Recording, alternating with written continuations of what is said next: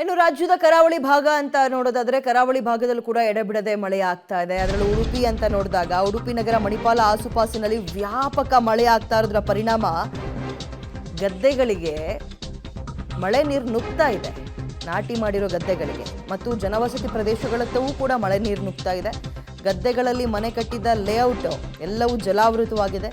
ರಸ್ತೆಯಲ್ಲಿ ನದಿಯಂತೆ ಮಳೆ ನೀರು ಹರಿತಾ ಇದೆ ಮತ್ತು ಈಗಾಗಲೇ ಅಲ್ಲಿ ರೆಡ್ ಅಲರ್ಟ್ ಅನ್ನು ಕೂಡ ಘೋಷಣೆ ಮಾಡಿದ್ದಾರೆ. ಉಡುಪಿ ಭಾಗದಲ್ಲಿ ನಿರಂತರ ಮಳೆ ಆಗಿದೆ. ಆಕಾಶಕ್ಕೆ ತೂತು ಬಿದ್ದಿದೆಯೇನೋ ಅನ್ನೋ ರೀತಿಯಲ್ಲಿ ಈ ಮಂಗಳೂರು ಮತ್ತು ಉಡುಪಿ ಭಾಗದಲ್ಲಿ ಅಂದರೆ ಕರಾವಳಿ ಭಾಗದಲ್ಲಿ ಜೋರು ಮಳೆ ಆಗ್ತಾ ಇದೆ. ಅದರಲ್ಲೂ ಮನೆಗಳಿಗೆಲ್ಲ ನೀರು ನುಗ್ತಾ ಇದೆ. ಗದ್ದೆ ನಾಟಿ ಮಾಡಿರೋ ಜಾಗಕ್ಕೆ ನೀರು ನುಗ್ತಾ ಇದೆ. ರಸ್ತೆಗಳೆಲ್ಲವೂ ಕೂಡ ಜಲಾವೃತವಾಗಿದೆ. ವಾಹನ ಸಂಚಾರ ಅಂದರೆ ವಾಹನ ಆರಾಮಾಗಿ ಮೂವ್ ಆಗ್ಲಿಕ್ಕೆ ಆಗ್ತಿಲ್ಲ, ಸಮಸ್ಯೆ ಆಗ್ತಾ ಇದೆ. ಇದು ಉಡುಪಿಯ ಚಿತ್ರಣ. ಆಮೇಲೆ ಯಾವತ್ತೋ ಒಂದ್ಸಲ ಬಂದು ಅಥವಾ ಒಂದು ಅರ್ಧ ಗಂಟೆ ಮಳೆ ಬಂದು ಹೋಗ್ತಲ್ಲ, ನಿರಂತರ ಎಡೆಬಿಡದೆ 24 ಗಂಟೆಯೂ ಕೂಡ ಮಳೆ ಜೋರಾಗಿ ಬರ್ತಾ ಇದೆ ಉಡುಪಿ ಭಾಗದಲ್ಲಿ, ಮಂಗಳೂರು ಭಾಗದಲ್ಲೆಲ್ಲ.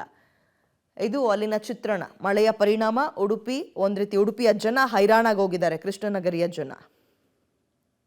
ಭಾರಿ ಮಳೆ ಸುರಿತಾ ಇದೆ. ಅದು ಕೂಡ ಉಡುಪಿ ನಗರದಲ್ಲಿ ಅತಿ ಹೆಚ್ಚು ಮಳೆ ಸುರಿದಂತಹ ಸಂದರ್ಭದಲ್ಲಿ ಕರಾವಳಿ ಬೈಪಾಸ್ನ ಸಮಸ್ಯೆ ಅದು ಹೇಳತಿರೋದು. ಈ ಭಾಗಗಳಲ್ಲಿ 5-6 ವರ್ಷಗಳಿಂದ ರಾಷ್ಟ್ರೀಯ ಹೆದ್ದಾರಿ ಆದ ನಂತರ ನಿರಂತರವಾಗಿ ಇಲ್ಲಿ ನೀರು ಕಟ್ಟಿಕೊಳ್ಳುವಂಥ ಸಮಸ್ಯೆ ಇದೆ. ನಾವು ನೋಡ್ಬೋದು ಅಂಡರ್ ಪಾಸ್ನಲ್ಲಿ ಎಷ್ಟರ ಮಟ್ಟಿಗೆ ನೀರು ಹರಿತಾ ಇದೆ ಅನ್ನುವಂಥದ್ದು. ಒಂದು ಅದು ಮಲ್ಪೆಗೆ ಹೋಗುವಂಥ ಅಂಡರ್ ಪಾಸ್, ಅದರ ಜೊತೆಗೆ ಆ ಭಾಗಕ್ಕೆ ಕುಂದಾಪುರಕ್ಕೆ ಹೋಗುವ ಓವರ್ ಬ್ರಿಡ್ಜ್ ಮಾಡಿಕೊಟ್ಟಿದ್ದಾರೆ. ಇಡೀ ಉಡುಪಿ ನಗರದ ನೀರು ಈ ಅಂಡರ್ ಪಾಸ್ನ ಕೆಳಭಾಗದಲ್ಲಿ ಹರಿತದೆ ಅನ್ನುವಂಥದ್ದು ನಾವು ನೋಡ್ಬೋದು. ಯಾವ ಮಟ್ಟಕ್ಕೆ ನೀರು ಹರಿತದೆ ಅನ್ನುವಂಥದ್ದು ನಾವು ದೃಶ್ಯಗಳಲ್ಲಿ ನೋಡ್ತಾ ಇದ್ದೇವೆ. ಇದು ಒಂದು ದಿವಸದ ಸಮಸ್ಯೆ ಅಲ್ಲ. ಯಾವಾಗ ಹೆವಿ ರೈನ್ ಆಗ್ತದೆ, ಇಡೀ ಕಿನ್ನಿಮುಲ್ಕಿ ಮತ್ತು ಅಂಬಲ್ಪಾಡಿ ಜಂಕ್ಷನ್ ಭಾಗದಿಂದ ನೀರು ಹರ್ಕೊಂಡು ಬರ್ತದೆ. 2 ವೀಲರ್ಸ್ನವರ ಪಾಡನ್ನು ನಾವು ನೋಡ್ತಾ ಇದ್ದೇವೆ. ಅಂದರೆ ಏಕಾಏಕಿ ಮಳೆ ಬಂದು ಬಿಡ್ತದೆ.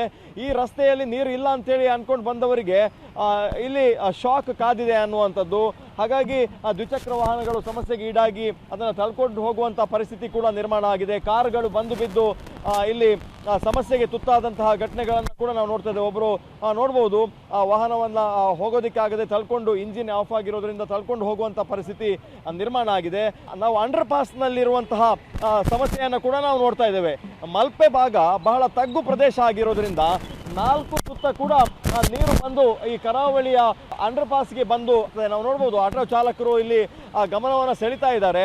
ಆದರೆ ಎಷ್ಟು ಬಾರಿ ಹೇಳಿದ್ರು ಕೂಡ ನಗರಸಭೆ ಆಗಿರಲಿ ಅಥವಾ ಜಿಲ್ಲಾಡಳಿತ ಆಗಲಿ ಈ ಸಮಸ್ಯೆಯನ್ನು ಬಗೆಹರಿಸ್ತಾ ಇಲ್ಲ ಅನ್ನುವಂಥದ್ದು. ಅಂದರೆ ಭಾರೀ ಪ್ರಮಾಣದಲ್ಲಿ ಮಳೆ ಬಿದ್ದಂಥ ಸಂದರ್ಭದಲ್ಲಿ ಈ ಥರದ ಒಂದು ನೆರೆಯ ವಾತಾವರಣ ಈ ಭಾಗದಲ್ಲಿ ನಡೀತದೆ.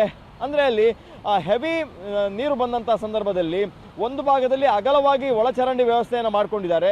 ಆದರೆ ಇಲ್ಲಿ ರಸ್ತೆ ಹರಿಯುವ ಜಾಗದಲ್ಲಿ ಕೇವಲ ಒಂದು ಪೈಪನ್ನು ಅಳವಡಿಕೆ ಮಾಡಿರೋದ್ರಿಂದ ಈ ಥರ ನೆರೆಯ ವಾತಾವರಣ ಸೃಷ್ಟಿ ಆಗ್ತದೆ ಅನ್ನುವಂಥದ್ದು.